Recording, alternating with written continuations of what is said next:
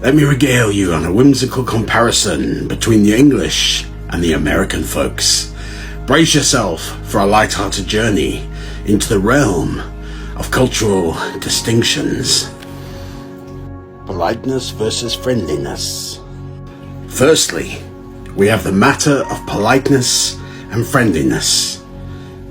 Picture this: an Englishman sipping his tea, adorned with a top hat and monocle, while politely queuing and saying, "Sorry," even when someone else bumps into him.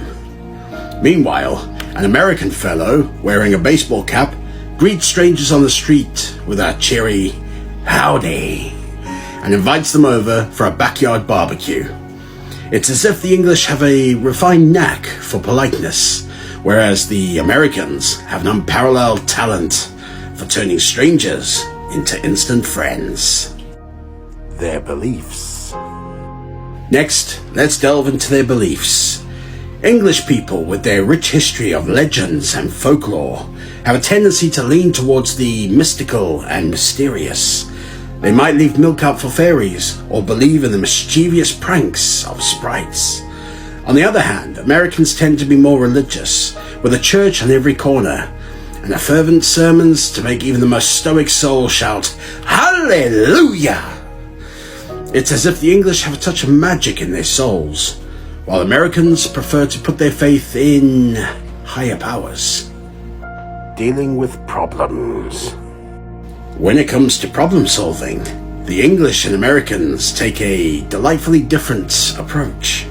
An Englishman armed with his trusty pipe and thinking cap will carefully analyze a problem from every angle, pondering its potential solutions.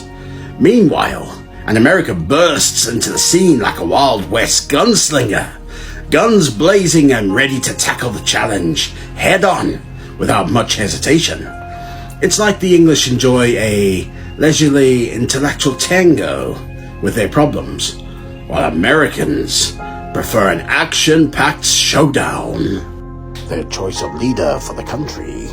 Lastly, let's touch on their former leaders. The English had a prime minister who knew how to party.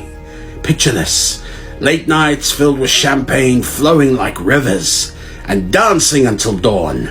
Their prime minister was the life of the party, the embodiment of joviality and celebration. Granted, it usually took place when the country was in lockdown, but that's a story for another time.